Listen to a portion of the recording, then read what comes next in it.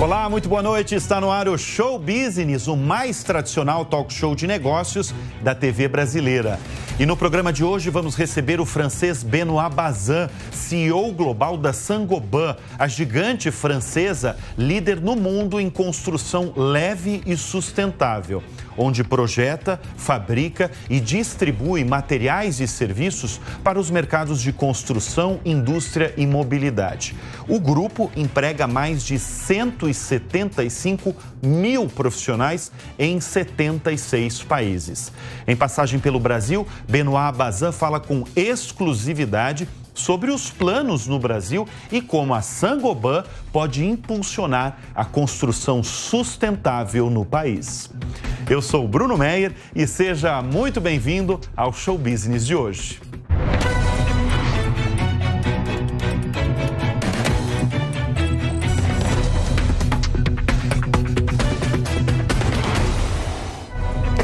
Os números mostram que a francesa Saint-Gobain é uma gigante no mundo e no Brasil.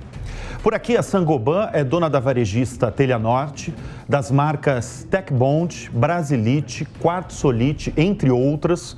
Possui 58 fábricas, 51 centros de distribuição, um centro de pesquisa e desenvolvimento e 67 lojas no Brasil. É, enfim, a tradução do que é um gigante do setor, no caso, a construção civil. O CEO global da Saint-Gobain é o francês Benoît Bazin, que em passagem pelo Brasil nos concede, a partir de agora, a única entrevista para um veículo brasileiro e muito nos honra ele estar no Show Business. Benoît, thanks for choose Show Business to this interview. É um prazer estar com vocês. Obrigado. Bom, a partir de agora, nós teremos uma tradução simultânea das falas de Benoît Bazin. Benoît, você começou, um dos grandes feitos aí, você começou a sua carreira em 1995 no Ministério da Economia e das Finanças na França. Como um engenheiro, e também ligado às finanças, né, à economia, chegou ao cargo máximo, ao CEO global de uma multinacional gigante como a Saint-Gobain, com mais de 175 mil funcionários no mundo. Primeiramente, eu comecei como um trainee por um ano como engenheiro de processamento. Antes de trabalhar, me dediquei à graduação por 4 anos. Então eu voltei para a Saint-Gobain em 1999 porque eu adorava as pessoas, o balcão de atendimento, os valores. Gostava tanto dos meus colegas que eu conquistei de diferentes setores, tanto na França quanto no exterior, de diferentes negócios. Então eu tive sorte e também o privilégio de estar cercado de colegas fantásticos, que são super motivados, super apaixonados pela estratégia da Saint-Gobain de sermos todos um só. A Saint-Gobain, ela é uma empresa com impressionantes mais de 300 anos de história. A gente já recebeu aqui no Show Business vários CEOs que têm, que comandam, lideram empresas com 50 até 100 anos de história. Mas você lidera uma empresa que tem mais de 300 anos de história. Eu gostaria que você contasse um pouco dessa história de uma multinacional, né, Saint-Gobain. Como é que começou tudo, Benoît? De fato, começamos há quase 360 anos, em 1665, na gestão de Luís XIV. E a primeira grande realização da Saint-Gobain foi o Corredor dos Espelhos no Palácio de Versalhes. E penso que a força da Saint-Gobain é a estabilidade e a inovação por mais de 300 anos, ano após ano. E a capacidade de ter se internacionalizado em meados do século XIX. Estamos agora em 75 países. Apenas no Brasil, já temos praticamente 90 anos de história. Começamos aqui em 1937. Somos extremamente orgulhosos desta história. Fomos capazes de nos reinventar em termos de linha de negócios, em termos de organização, em termos de números de países. Hoje, a Saint-Gobain está próximo de 15 bilhões de euros em venda em 75 países. Temos 9 outras linhas de produção, mais de 3.000 centros de distribuição e 60 mil colegas de centenas de nacionalidades. Esta é a força da Saint-Gobain, ser internacional e local ao mesmo tempo. Em cada país onde estamos, somos administrados por equipes locais. O time brasileiro, no Brasil, o time argentino, na Argentina, o time polonês, na Polônia. Esta é a força da Saint-Gobain para a longevidade e sucesso por mais de 350 anos, de fato. É isso que eu ia perguntar para você, Benoit. Quando a empresa ela chegou no Brasil e quantas unidades de produção hoje ela tem por aqui?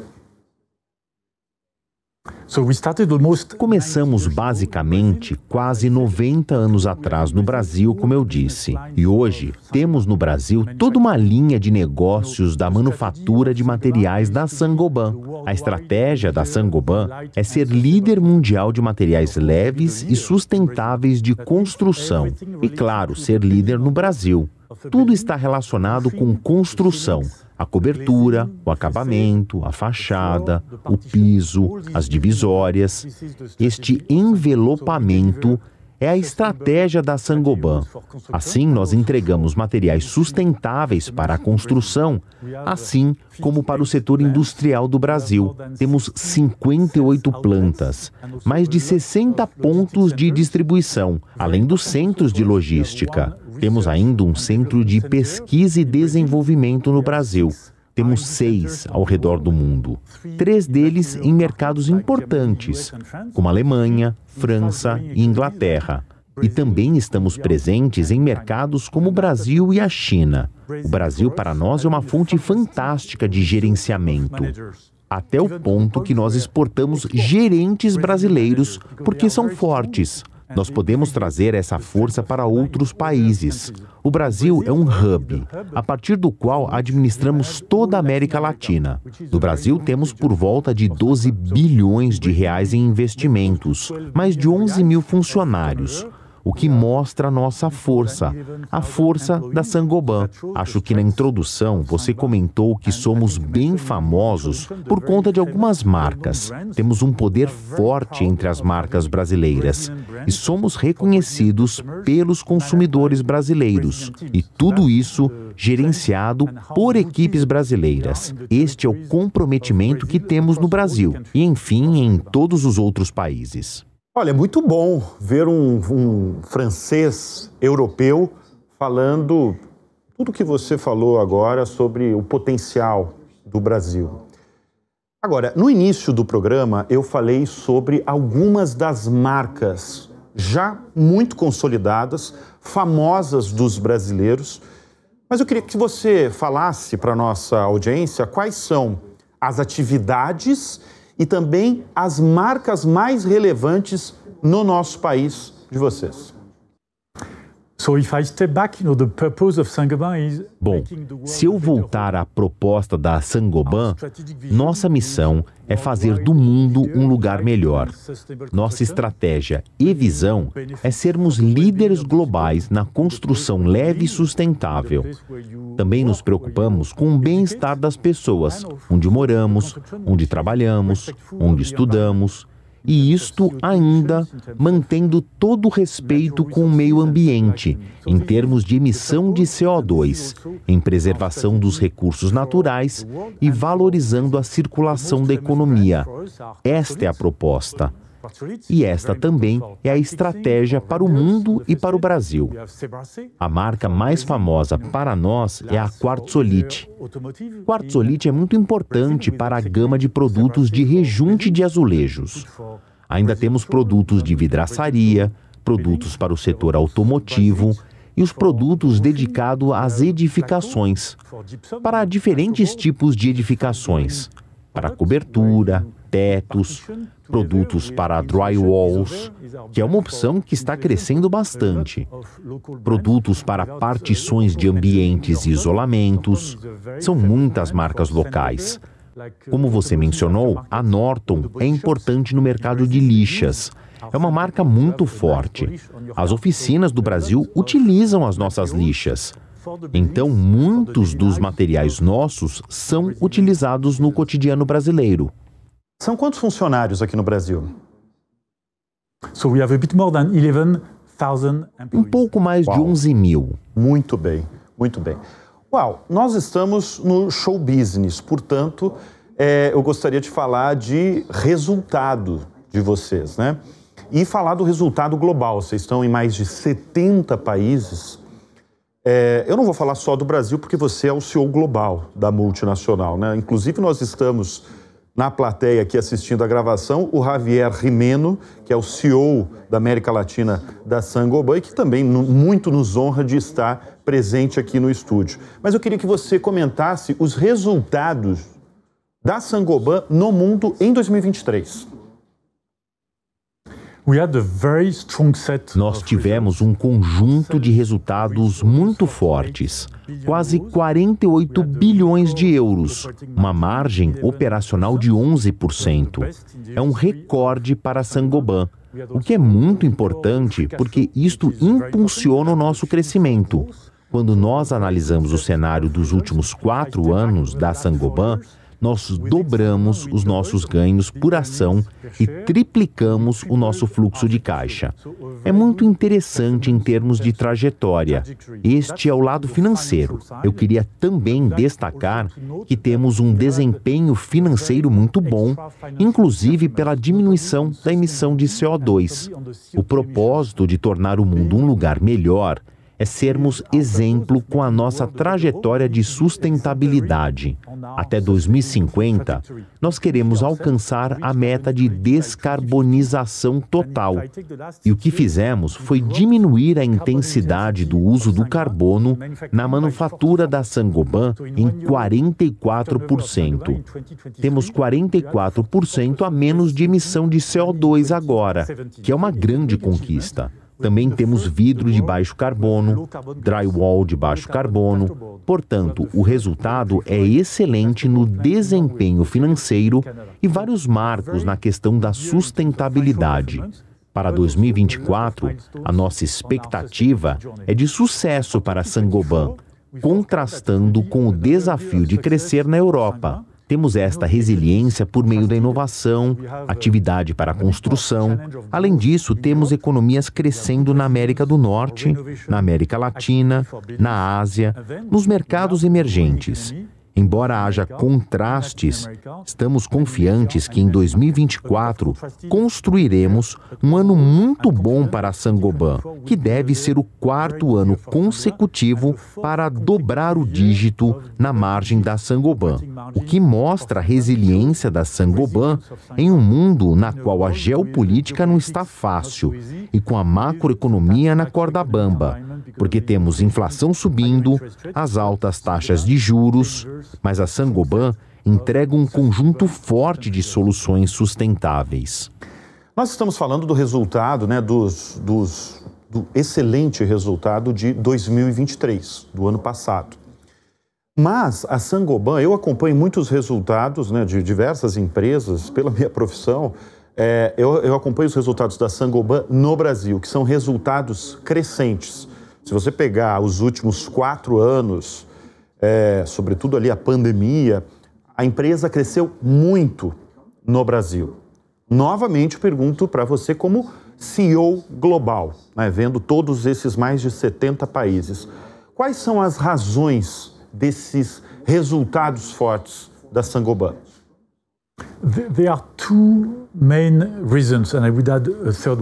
As razões principais.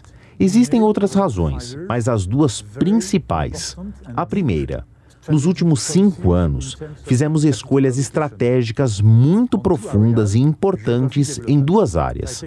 Por exemplo, se analisarmos 6 anos atrás, mais de 60% dos negócios, na verdade, eram impulsionados pelo capital europeu, Agora estamos falando de Américas, Ásia, os mercados emergentes.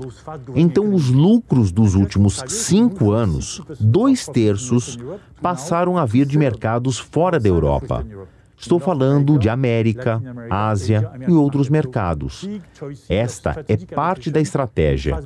Dentro desta questão de alocação de capital, temos os produtos químicos e de construção. É muito interessante.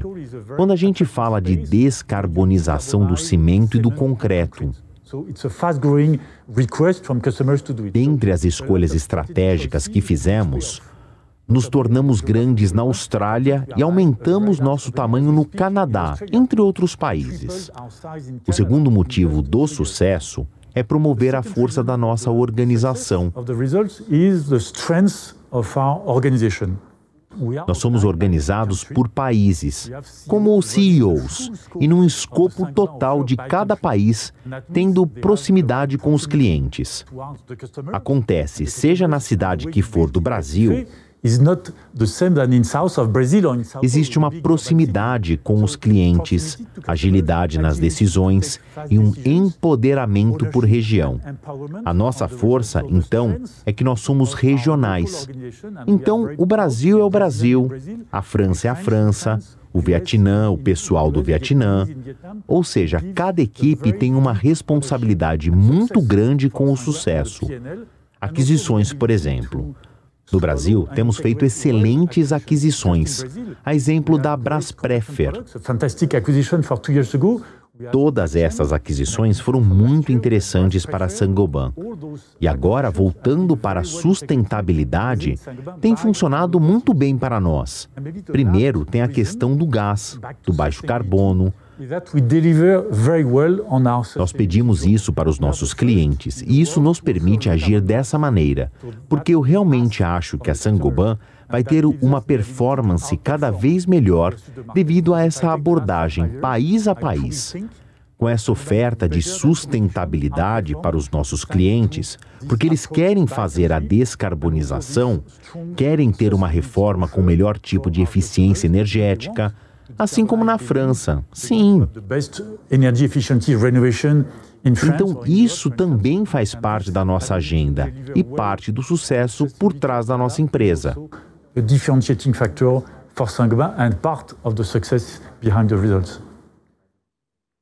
Como eu apresentei no início do programa, a Saint-Gobain é a líder global de construção leve e sustentável. Por isso, quando a gente fala de sustentabilidade, a gente recebe aqui no Show Business várias lideranças dos mais variados setores falando sobre sustentabilidade e o que elas estão fazendo. Você que comanda essa líder global, qual que é o papel do setor da construção para a gente enfrentar aí o desafio que o mundo tem das alterações climáticas? Eu vou falar sobre mudanças climáticas, mas a gente não pode esquecer que quando falamos de construção, estamos falando do lugar onde moramos, onde estudamos, onde trabalhamos. Então é para pessoas. Na verdade, a questão climática e do meio ambiente, bom, eu acho que temos que entender a contribuição enorme que a construção sustentável pode trazer e soluções. Porque a construção, a reforma, é responsável por 40% da emissão de CO e de CO2 no mundo. Então, o ambiente de construção precisa ser descarbonizado. Quando o prédio está sendo construído, mas também durante o tempo de vida da operação. 40% das emissões. Então a gente precisa lidar com essas questões, com o ar-condicionado. Segundo ponto, a construção. Ela leva 50% dos recursos naturais do planeta e gera 40% dos resíduos. Tem de ter alguns materiais reutilizados. Quando a gente tem que entender o ciclo de vida de uma edificação. E por último, mas não menos importante, 2 bilhões de pessoas da população mundial e grandes economias estão em regiões metropolitanas. Então, precisamos construir com mais agilidade. Se a gente olhar a construção, nós temos essa encruzilhada da crise climática e possível solução, mas também na encruzilhada da crise social. A gente fala de empoderamento das pessoas. Quero dizer, será que eu preciso comprar comida ou eu pago a conta de luz? Quero dizer, isso é importante também para se considerar. E temos também a crise energética, talvez menos no Brasil, mas na Europa, nessa transição energética. Portanto, é algo muito importante numa edificação. Muito que se possa dizer, porque é muito importante, fazer a descarbonização, reduzir a emissão de CO2. É importante também para o aspecto social, para as pessoas. Bem, a energia, precisamos pensar em tantos setores diferentes. A gente está falando ao longo do programa dessa liderança que vocês alcançaram no mundo. Quando eu estou falando da liderança, essa liderança na construção sustentável. Talvez alguém que esteja nos assistindo, nos ouvindo, não saiba o que é essa construção sustentável, essa liderança na construção sustentável. Benoit, o que significa essa liderança e, principalmente, como conseguir essa construção sustentável? Bom, construção sustentável significa duas coisas. Primeiro, o que você traz para as pessoas. Segundo, o que você traz para o planeta. Você traz para as pessoas bem-estar. Pode ser a acústica de uma sala de aula para os professores, para que possam ensinar melhor. Acústica. Pode ser a qualidade do ar, pode ser o controle de energia. Quero dizer, será que precisamos usar o ar-condicionado ou temos outros controles de temperatura? Então, os benefícios para as pessoas e o bem-estar. Também para as empresas, significa como podemos diminuir o conteúdo de CO2 no ciclo de vida e análise.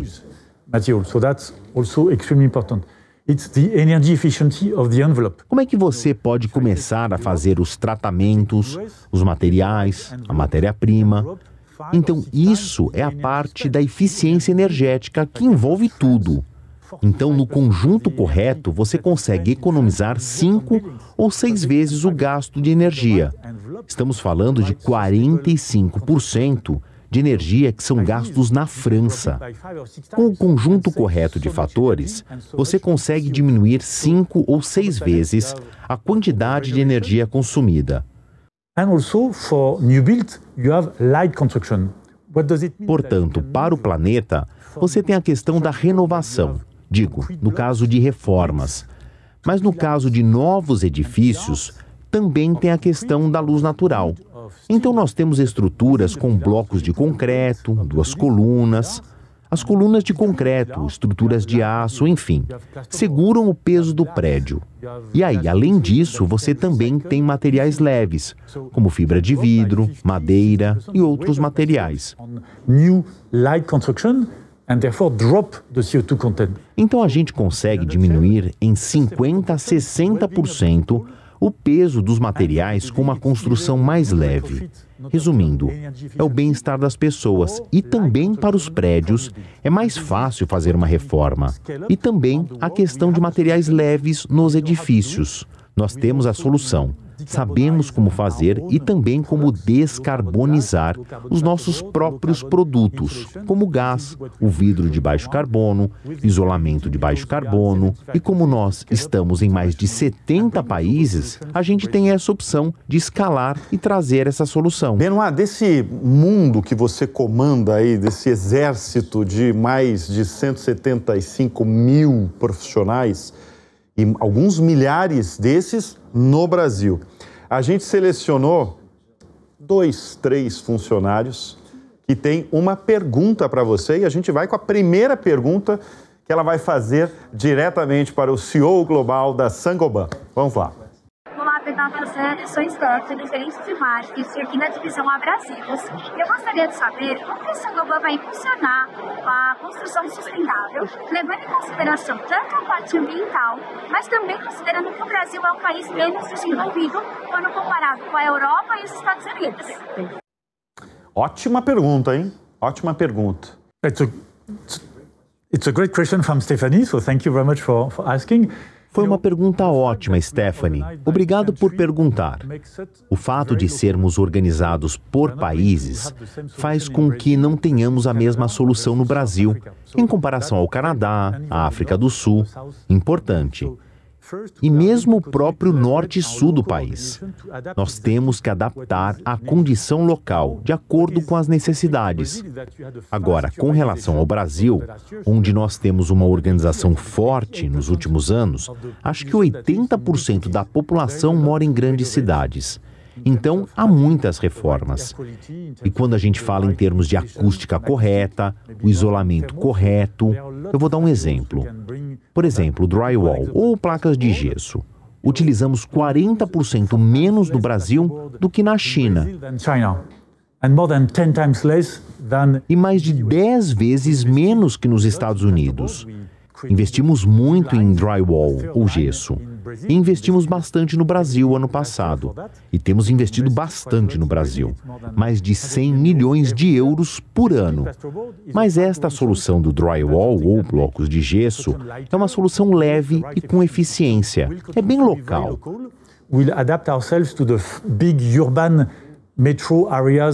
Nós adaptamos as áreas urbanas metropolitanas do Brasil. Nós também, com relação à moradia, damos atenção à Índia, Vietnã, à região sul da África. E o Brasil, nós estamos desenvolvendo sustentabilidade para todos os cidadãos.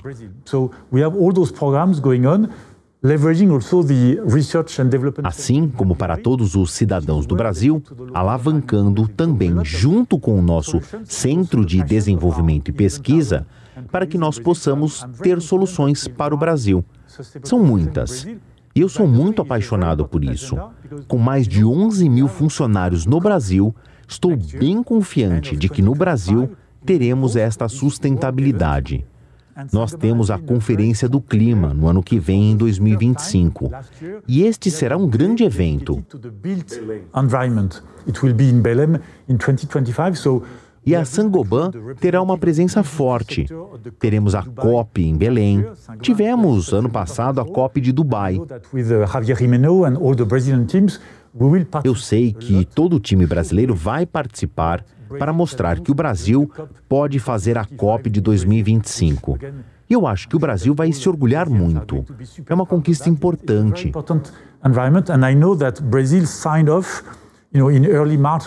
Eu sei que o Brasil assinou em março deste ano, em uma cúpula na França, um compromisso envolvendo edificações e o clima. Foi assinada uma declaração para que haja mais eficiência energética nos prédios até 2030.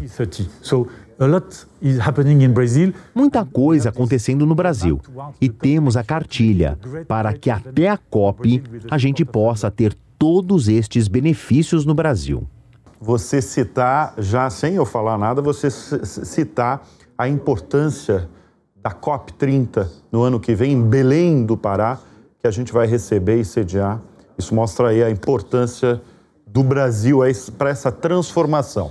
Olha só, a gente recebeu a pergunta da Stephanie aqui no estúdio e a gente tem já imediatamente uma outra pergunta de uma outra funcionária.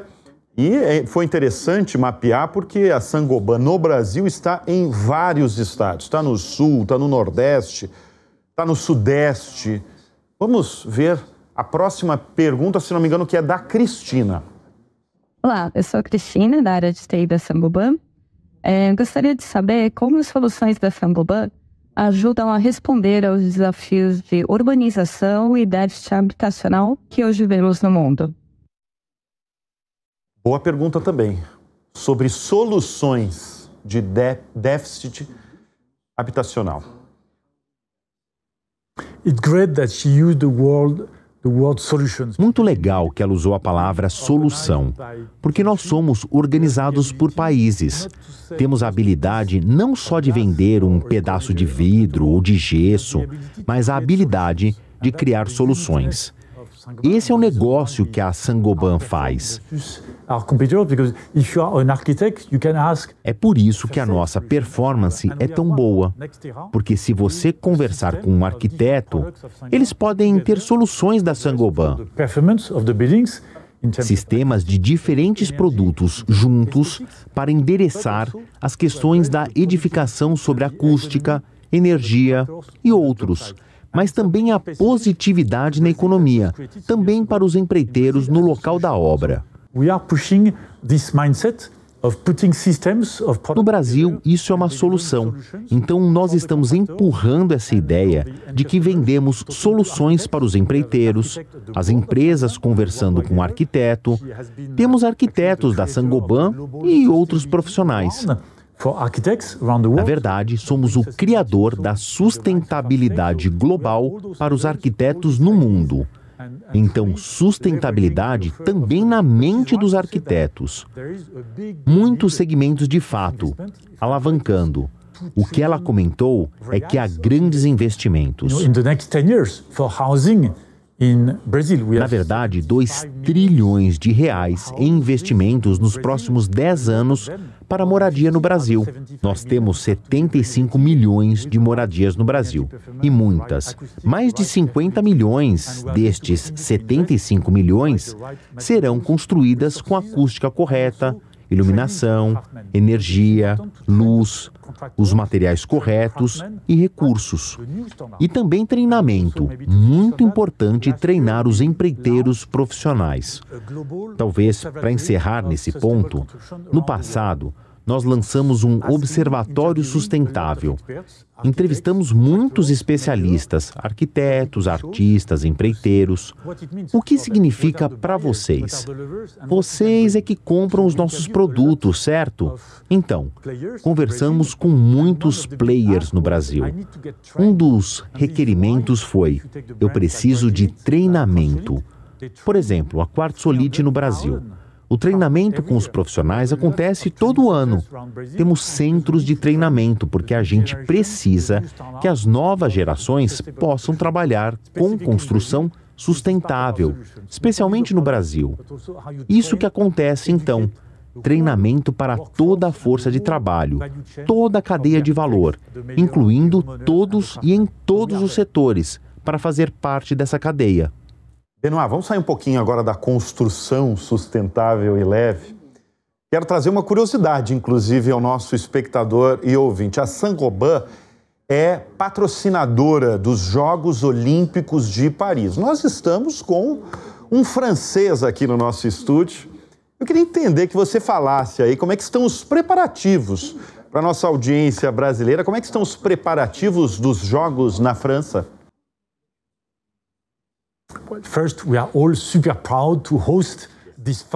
Primeiramente, estamos tão orgulhosos de sediar os Jogos, porque faz mais de 100 anos. Então, na verdade, é uma experiência única de vida, trazer os Jogos Olímpicos para Paris. A Saint-Gobain é um parceiro estratégico dos Jogos Olímpicos, também na construção sustentável. Nós criamos novos materiais. Por que novos materiais? A Vila Olímpica vai receber os atletas. Mas e depois? Depois esse vilarejo vai ser convertido, na verdade, em moradias e escritórios. Então nós estamos criando um sistema de partições onde depois possa haver uma reutilização e reaproveitamento. Então, nós temos o que foi feito especialmente para esse fim. Temos um vidro especial no teto dessas acomodações para que possa receber 7 atletas e 3 paralímpicos. Nos últimos 20 meses, a Saint-Gobain teve esta mentalidade de luta.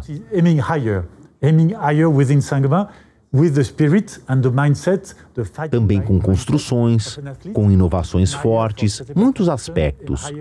Então essa dinâmica faz parte da Olimpíada e todo mundo é bem-vindo a Paris.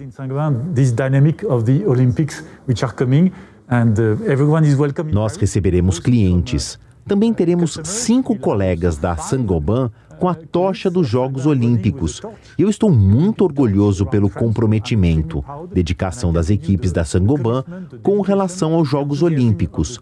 Altíssimo nível e eu acho que vai ser fantástico.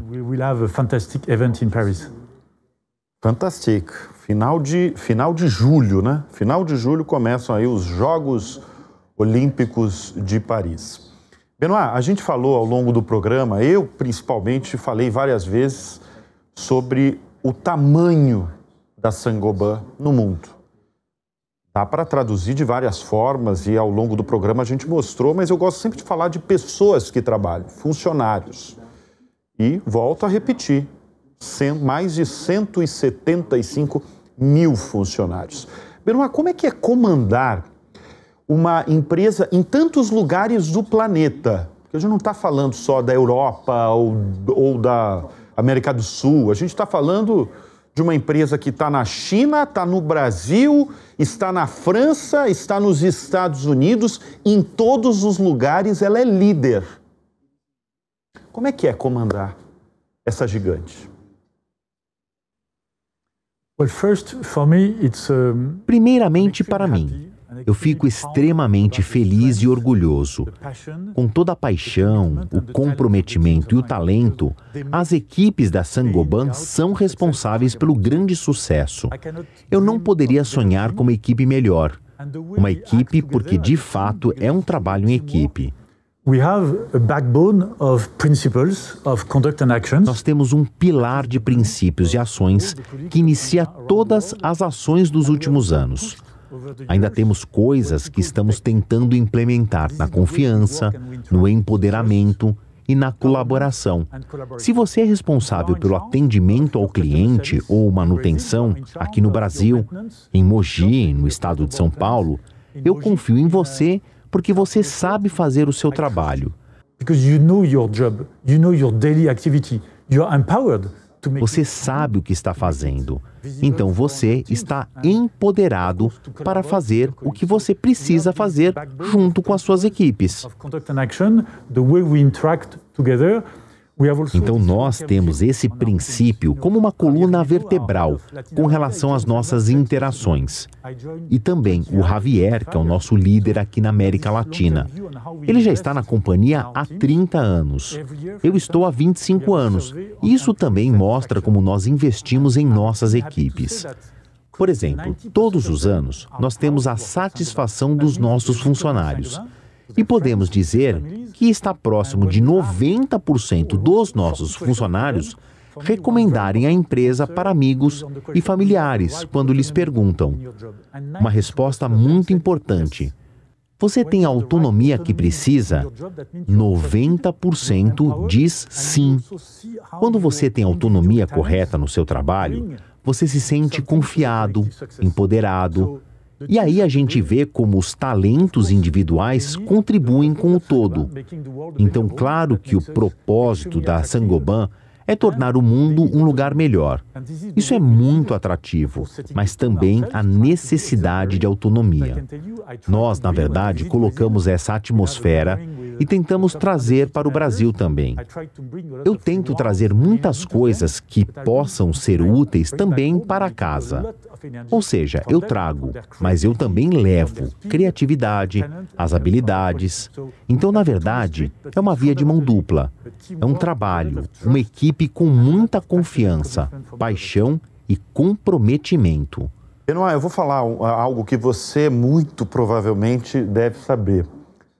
No Brasil, durante a pandemia, teve uma tendência aí das pessoas cuidarem da própria casa. Fazer reforma, construir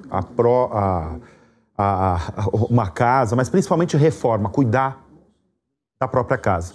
Essa tendência de cuidar mais das próprias casas como a gente viu no mundo, né, durante a pandemia, isso foi algo passageiro ou é algo que vai durar? E você pode falar como é que está a realidade na Europa, em outros lugares ou no mundo todo?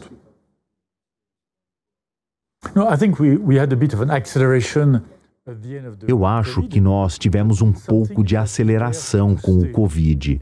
Mas isso é algo que chegou para ficar. Nós vemos em todos os lugares a necessidade de moradia. No Brasil, por exemplo, precisamos de mais moradia.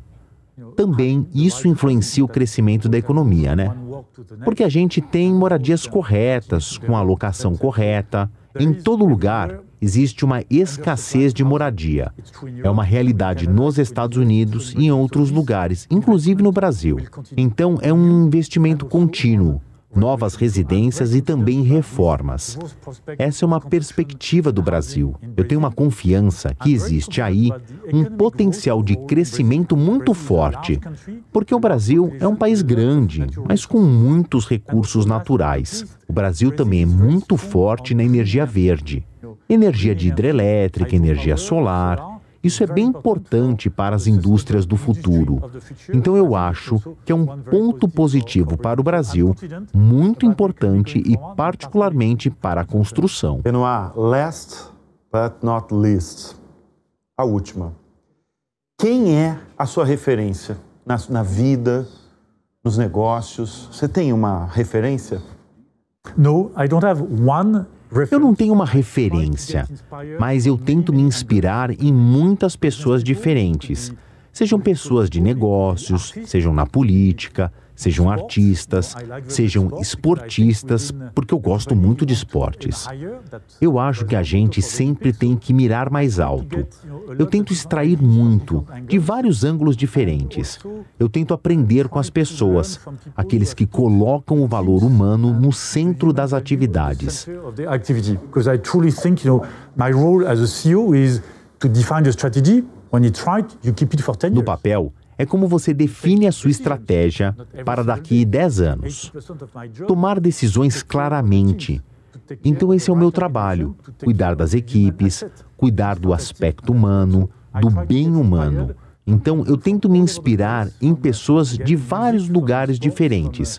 Como eu falei, músicos, no esporte, atividades em equipe, como no caso dos esportes, os políticos, líderes do passado, aqueles que colocam o fator humano no centro de tudo para ter certeza que somos práticos, pés no chão, centrados, para que a célula do trabalho possa levar a sua rotina para a sua residência. Bom, seja o trabalho que for, quando você é um professor, enfim, soluções que a Saint-Gobain traz para o mundo. É assim que eu penso. Muito bem, nós recebemos no Show Business o CEO global da Saint-Gobain, o francês Benoit Bazin, que fez essa única entrevista a um veículo brasileiro em uma breve passagem de apenas 3 dias pelo Brasil. Muito obrigado. Thanks a lot for coming Show Business. It's a big pleasure. Thank you. Thank you. Muito obrigado. Obrigado. Bem, o Show Business dá uma breve pausa e volta em instantes.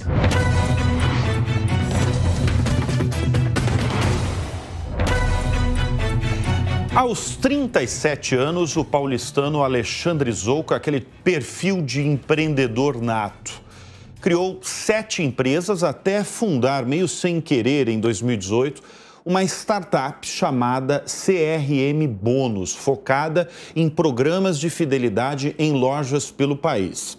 Este ano, a receita estimada da empresa é de 220 milhões de reais, mas no ano passado ela gerou 5 bilhões de receita incremental extra para os seus clientes, de gente que voltou a comprar a partir de iniciativas impulsionadas pela empresa dele. Nós vamos receber Alexandre Zouco nesse bloco do Show Business. Alexandre, obrigado pela presença aqui no nosso estúdio. Você vem de uma família de varejistas, né? Seus pais são os fundadores de uma marca de moda feminina, os seus tios da Shoulder, conhecida Shoulder. Empreender se aprende em casa com convívio diário, muito incentivo, muito empurrão? Bom, Bruno, primeiramente, muito obrigado pelo convite. É um prazer imenso estar aqui contigo. Eu acho que empreender, você pode ser provocado desde cedo. Acho que normalmente você normalmente se espelha em alguém. Com absoluta certeza, todo mundo quer almejar, ver alguma boa ação e você quer se espelhar em alguém. Eu desde cedo, desde que eu tenho 5 anos de idade, eu acho que eu me espelho assim, nessa alma varejista da minha família. Minha avó também trabalhava com moda feminina, meus outros tios também trabalham com moda. Desde que eu tenho 5, 6 anos de idade, eu frequento shopping center com meu pai de fim de semana, mas não para ir tomar o sorvete apenas ou ir no cinema.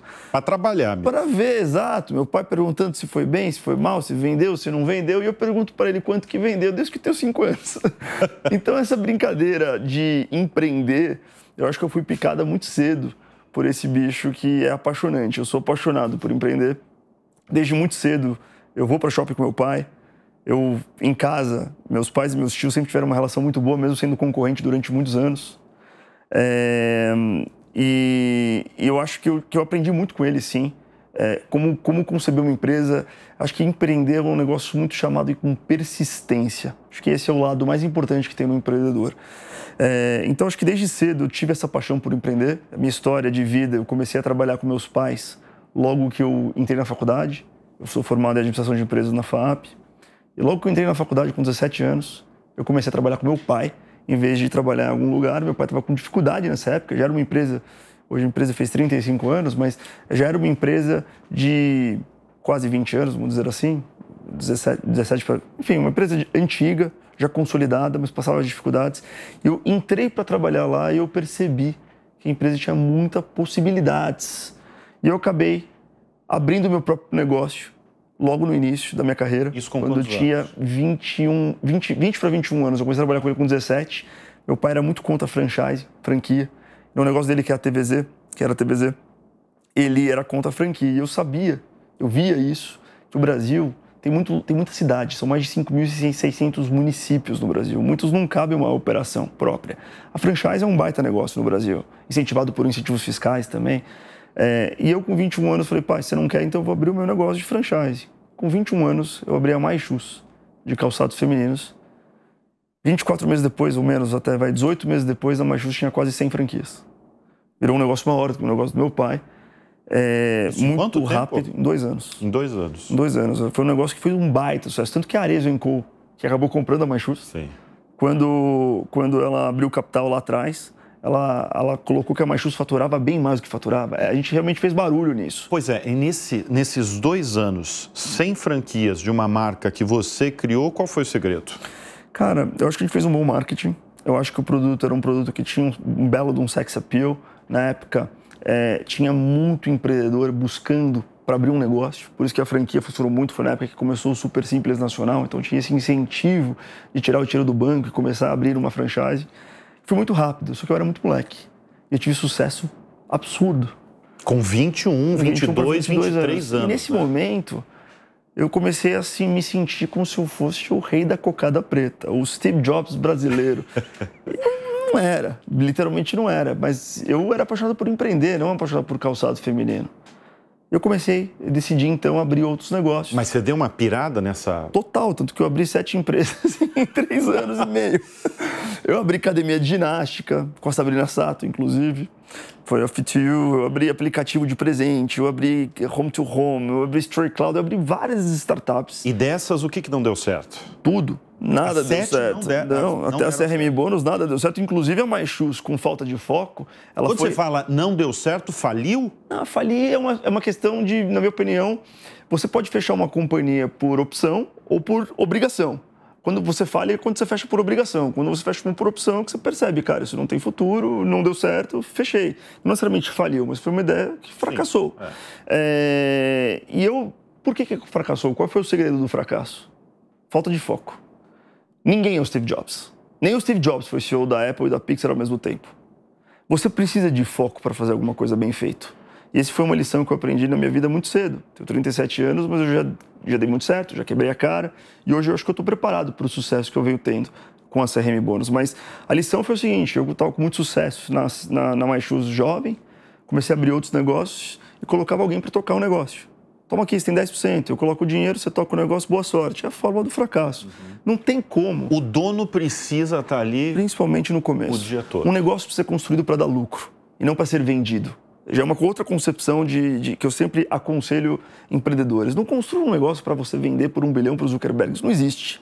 Construa um negócio para ganhar dinheiro. Empresa é feita para ganhar dinheiro. Vender, o que vai acontecer com o futuro, qual é a saída, é uma consequência de um bom trabalho. E eu errei muito nesse aspecto. Tudo que eu abria não tinha foco, abria outro, e a própria MyShoes foi de 100 lojas para 3. Os franqueados foram fechando as lojas. Quer dizer, de 2 anos você levantou 100 unidades... Em mais 3, 4 anos. E acabou em 3, 4 anos mais com 2, 3 lojas. Vendi a marca para a Rezenco quando estava lá embaixo. E prometi para mim mesmo que eu não ia mais abrir nada. Não é talvez o meu negócio abrir negócio. Não é, pior que é, porque eu abri a CRM Bônus claro, e explodiu. Porque, exato. Eu fui persistente, mas eu prometi que não ia abrir mais nada e ia focar na empresa dos meus pais como CEO. Era uma empresa que na época tinha 40 lojas próprias, 2.000 multimarcas. Eu falei, cara, eu vou focar como CEO, depois que eu vendi a MyShoes para a Arezzo & Co, e prometi para mim mesmo que não ia abrir mais nada, que ia estar focado lá.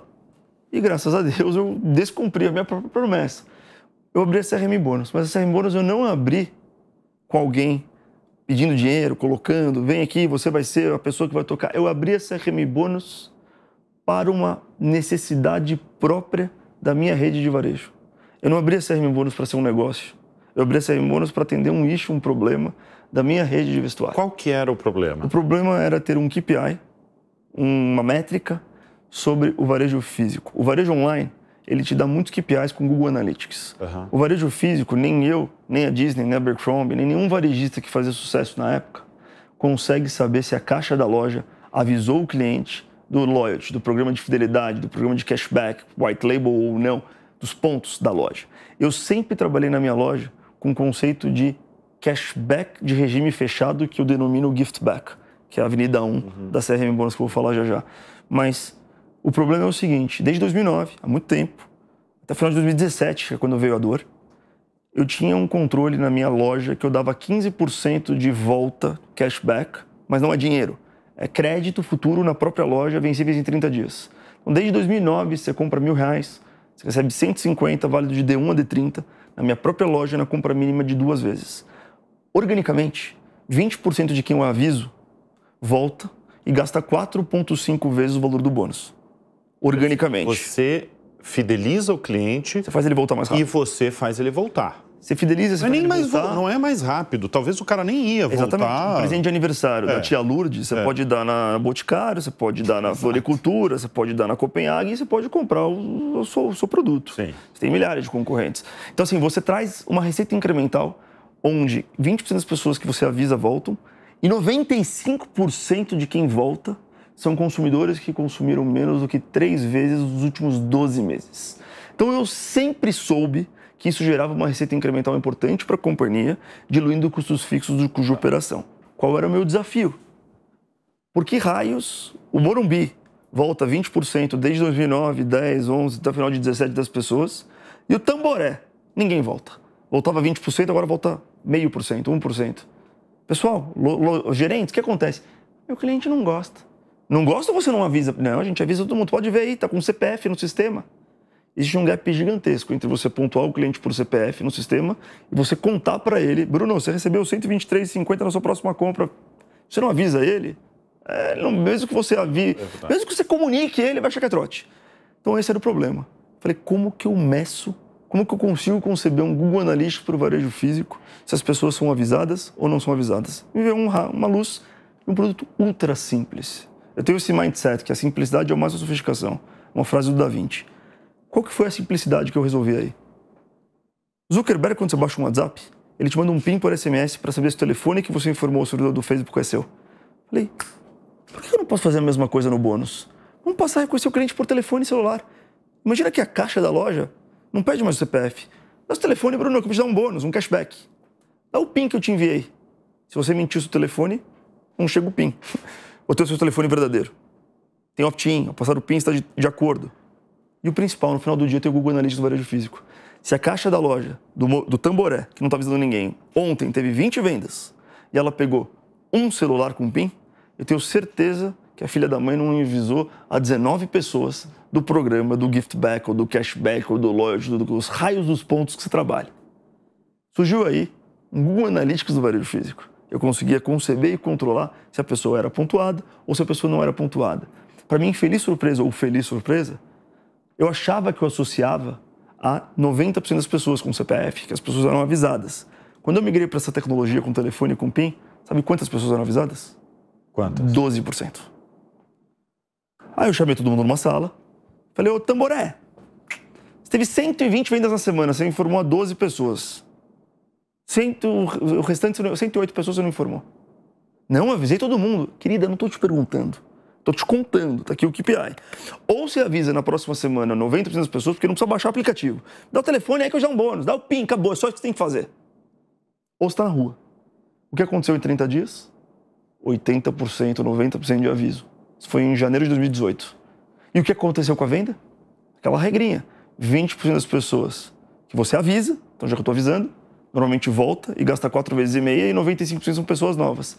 E a venda explodiu, subiu 10%, 20% e surgiu aí o conceito CRM Bônus. Vocês estão com quantos clientes hoje? Hoje a gente tem 35 mil empresas. Tá, 35 mil empresas, Brasil. Brasil. De todos os setores? Todos os setores. Ele nasce, o CRM Bônus, com essa dor. Para minha loja, as vendas subiram na casa de 15 a 18 pontos percentuais em 2 meses. Uma empresa que trabalhava com isso desde 2009. Era final de 2017. Em 2009 foi eu que criei isso lá atrás, com programinha, enfim, mas não tinha esse controle. Vocês já estão fora, né, do país. Em quais países vocês estão? Hoje a gente está em Portugal, México e Brasil. E vocês pensam em internacionalizar ainda mais a empresa? Penso. Eu penso em ir para os Estados Unidos forte, mas não agora. Eu vou te explicar o porquê. O Brasil ele é muito grande. E foco é uma das minhas lições da vida. Isso. Depois das 7 empresas, né? E eu tenho essas 2 avenidas, que é o Vale Bônus e o Retail Media, que elas são tão grandes e tem um mercado endereçável, que a gente chama de addressable market, tão grande, que a gente pode ser na minha concepção, a gente pode ser a maior empresa tech do Brasil, só no Brasil. Hoje eu consigo ajudar muitas companhias. Hoje a Azul Linhas Aéreas é meu cliente, a Mastercard é meu cliente, a Vivo é meu cliente, o Açougue da Esquina é meu cliente. Hoje a gente consegue ajudar qualquer tipo de companhia a vender mais com essas 2 avenidas. Então eu não penso em vender minha companhia, sou apaixonado pelo que eu faço. Eu acho que a gente tem o potencial de ajudar milhares de empresas cada vez mais a crescerem. Alexandre, no começo do programa você falou sobre a sua trajetória desde os 5 anos, né? Porque seus pais vieram do varejo. E você falou rapidamente que um dos segredos é você ter uma figura a se inspirar, uma figura que você realmente se inspira e vai seguir a vida. Quem que é a sua referência na vida, no mundo dos negócios? Ótima pergunta, cara. Eu tenho 3 pessoas que eu admiro muito no mundo dos negócios. Acredite se quiser, meu pai, meu primo e meu tio.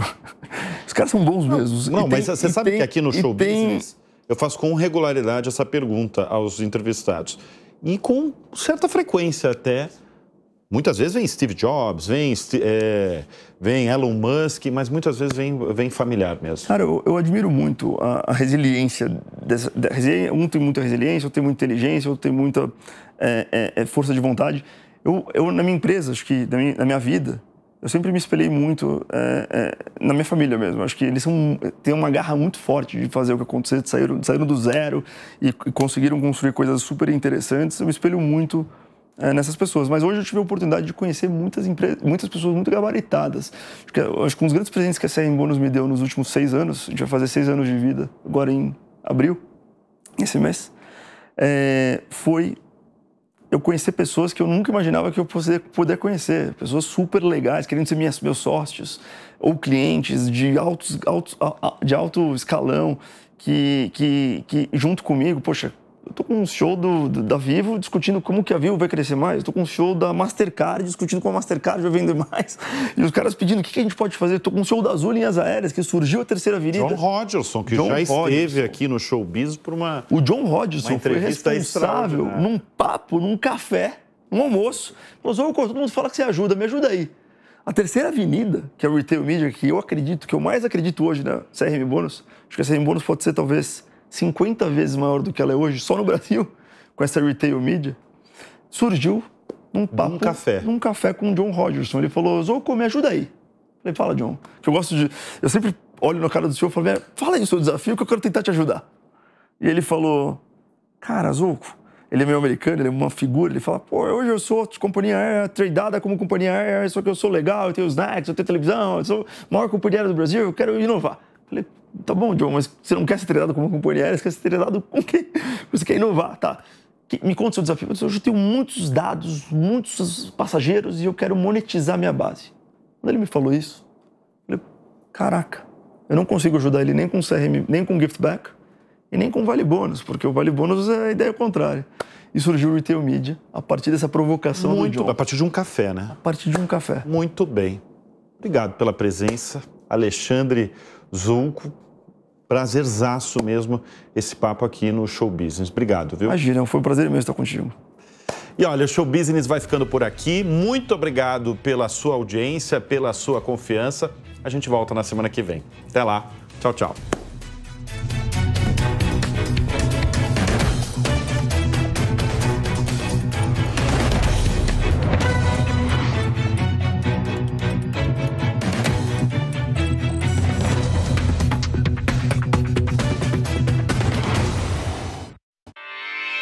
Realização Jovem Pan News.